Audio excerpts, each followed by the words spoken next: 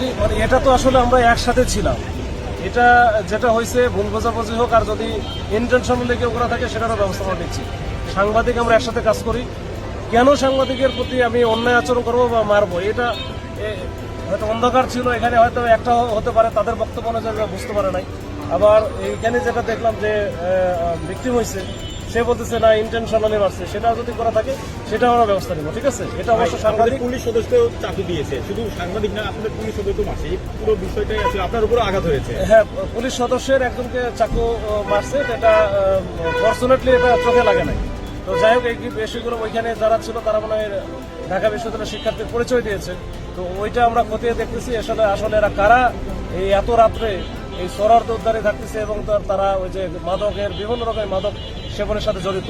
তো এই বিষয়গুলো আমরা আসলে দেখবো, খতিয়ে দেখবো, দেখে এটা পুলিশ সদস্য যারা সাংবাদিকের উপর মাদক বিরোধী অভিযান অব্যাহত থাকবে কিনা এটা একবার অব্যাহত থাকবে, রেগুলার হবে। জি জি, থ্যাংক ইউ।